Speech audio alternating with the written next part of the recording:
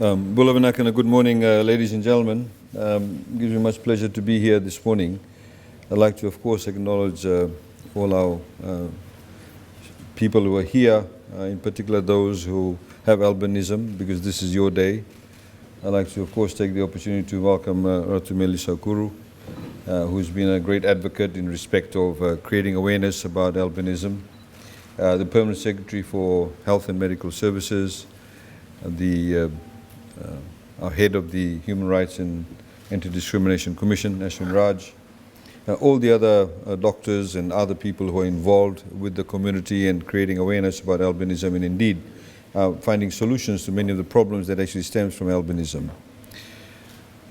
As highlighted earlier on, the United Nations General Assembly first passed a resolution only in 2014 to create awareness about albinism. As we all know, albinism has been with us for centuries. And the fact that it took only 2014 to recognize that actually tells you how albinism has always been pushed to the periphery, to the side. It has not been addressed and brought into the mainstream way of thinking, not been addressed in the mainstream sort of medical field, in terms of human rights, in terms of accessibility. There's been very little visibility, not just only the narrative, but also in respect of the very practical issues that need to be addressed for people who actually have albinism. Fiji, of course, has ratified the United Nations Convention on the Persons with Disabilities in 2017. Fiji also invited the rapporteur on albinism to Fiji in 2017-2018, where the report was written up. It was submitted to the Human Rights Council last year, I understand. And what we did do was to create that level of awareness and to ensure that we mainstream this. There's a legal responsibility of the government in accordance with Section 26 of the Fijian Constitution that nobody should be unfairly discriminated against, based on their physical capability, their ability, or otherwise, any characteristics. So that's number one. As a government, as a state, as a society, as a community, legally we are prohibited from doing so. Secondly, we also have, for the first time in any Fijian constitution, a specific provision regarding the rights of persons with disabilities. We've never had that in any of the constitutions. So this is why it puts an additional responsibility on the state to ensure that any infrastructure that we roll out, any of the policies and the budget allocations, we do make adjustments, we do actually cater for those people who have disabilities. So whether it's, for example, you have footpaths along the street, to making sure that there are ramps so people with wheelchairs can actually cross the road by themselves, whether it's in terms of accessibility to public transportation, whether it's in the Ministry of Health and Medical Services, ensuring that, for example, we have outreach facilities for people with albinism, in respect of, for example, addressing skin cancer. As we know, people with albinism have the two major issues that flow for them is, of course, how it affects your eyesight and also in respect of the skin in terms of skin cancer. So we need to be able to ensure that government resources are directed to enable a non-discriminatory provision, non-discriminatory landscape. So they are the legal provisions. Government, of course, also understands that people who suffer any type of ability or disability, they need to be able to have the environment that will make them a lot more welcoming. So as you know, a lot of people with disability in Fiji also fall below the poverty line because they cannot access income. Whilst government may actually provide, now we have a disability allowance. We've never had disability allowance. After 2012 or so, we introduced the disability allowance. So people with disability now get $90 a month. Now, what we've also said is that we need to be able to ensure that people are able to access employment. So anybody now, for example, who has a disability and gets employed, anybody in the private sector, with the salaries they pay, the people who employ them, we give them a 300% tax deduction. In other words, if they're paying somebody $100, they can claim in the tax $300 from government. This is to encourage employers that do not discriminate against people with any form of disability, do not discriminate against people who have, for example, albinism in this particular case, and more readily or more eagerly want to hire them. So by giving them a tax deduction, we are giving them incentive to hire people with disability. So that's what we've done. And of course, ladies and gentlemen, we need to ensure that we provide the right environment continuously in every shape or form. Ratumeli, of course, talked about his life. It does go to show that people who have albinism, are contributing members of society. If given the opportunity, they can be as productive, as contributing as anybody else. Unfortunately, there is prejudice in society.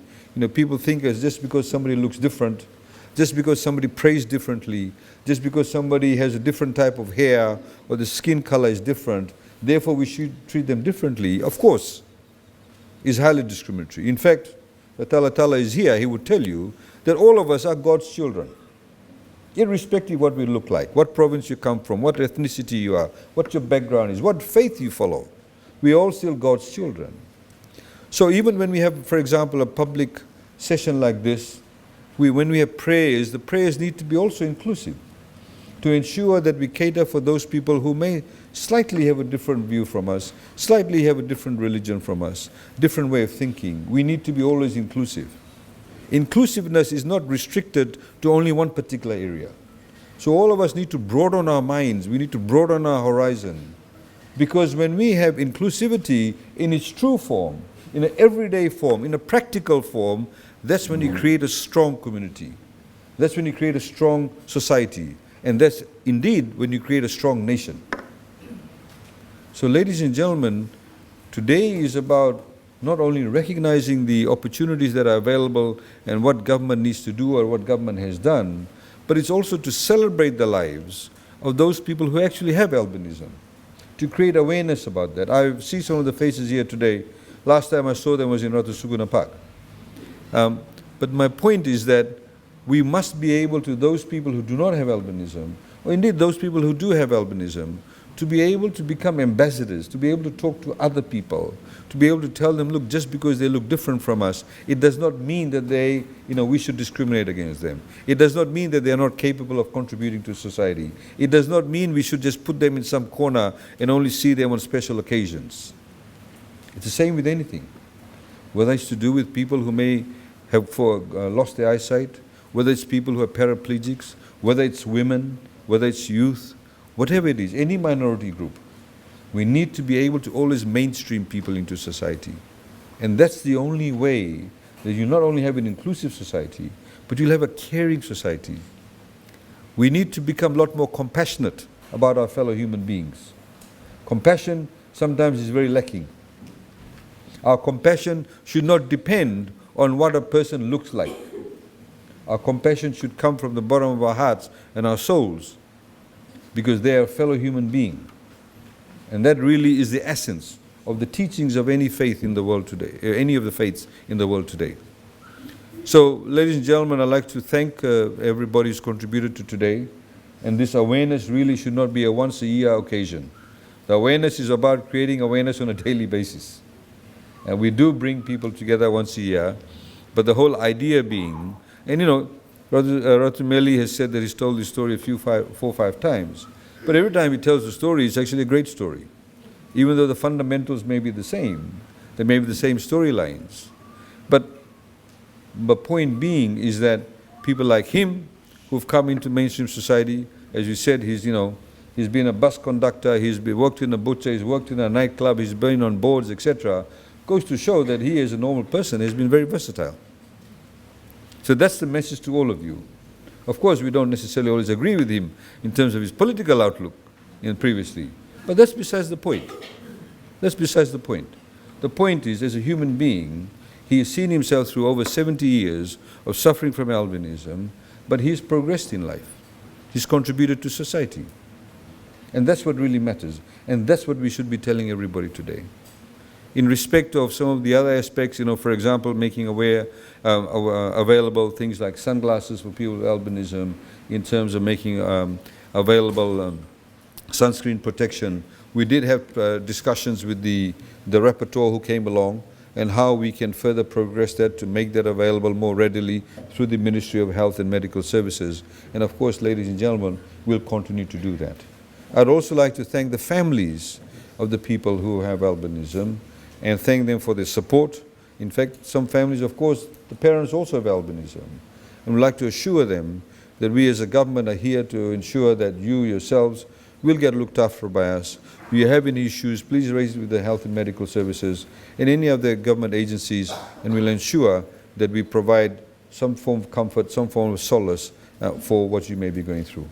Ladies and gentlemen, I wish you all a very good morning, and thank you all for coming. Thank you very much.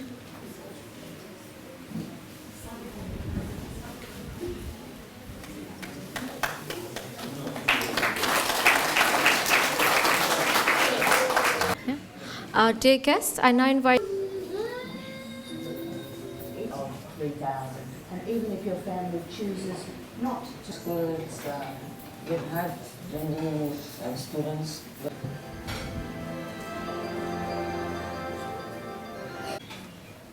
No, I don't get the bus. Because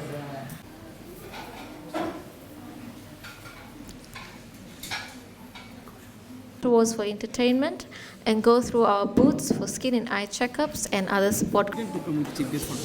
Can I invite all the children to come have a photo with our